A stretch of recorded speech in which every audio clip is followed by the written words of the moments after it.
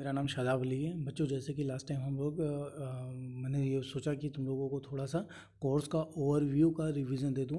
जो हमारा पेपर है बीबीए का, तो बीबीए का जो ओवरव्यू है बेटा, सब्जेक्ट का ओवरव्यू के पॉइंट ऑफ व्यू से अगर हम लोग बात कर रहे हैं बेटा, तो ये देखेंगे कि यूनिट 2 में जो हमारे मिनिमम टॉपिक क्या है एग्ज़ाम के पॉइंट ऑफ व्यू से। तो जो यूनिट 2 के मेन टॉपिक हैं बेटा, वो हमारा functional and cross functional information management system. Functional cross functional information management system last video में मैंने तुम लोग को बताया था कि दो टाइप के इन्फॉर्मेशन मैनेजमेंट सिस्टम होते हैं बेटा। एक तो जो साधारण या सिंपल तरीके से हम लोग यूज़ करते हैं, जैसे नॉर्मल तरीके से, जैसे HRMS का हो गया, अकाउंटिंग का हो गया, ठीक है ना।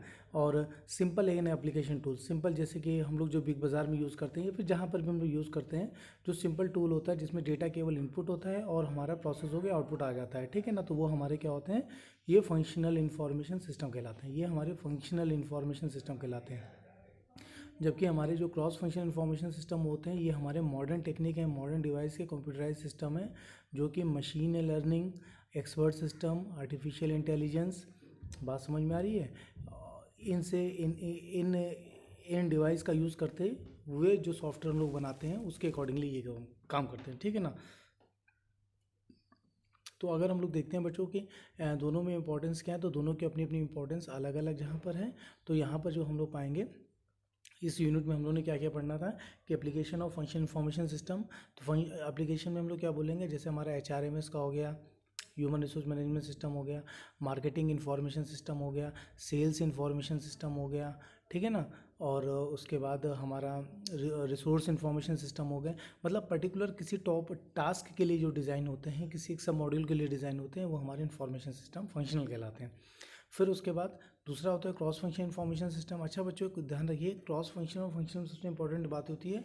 जो फंक्शनल इन्फॉर्मेशन सिस्टम होता है वो, उसमें क्या, उसको बनाने का तरीका क्या होता है, सबसे पहले उसको बना लेते हैं हम लोग। सबसे पहले उसको हम लोग बना लेते हैं, बनाने के बाद फिर हम उसको क्या करते हैं, मार्केट में ले आते हैं। मार्केट में लाने के बाद उसको लॉन्च करते हैं, कस्टमर को दे देते हैं, कस्टमर उस पर काम करता है। कस्टमर काम करने के बाद फिर जब उसमें कुछ चेंजेस होते हैं तो उसको लिख लेता है, फिर बाद में उसके चेंजेस करके नया सिस्टम लेकर आते हैं, जैसे कि हमेशा से हम लोग करते हुए आ रहे थे।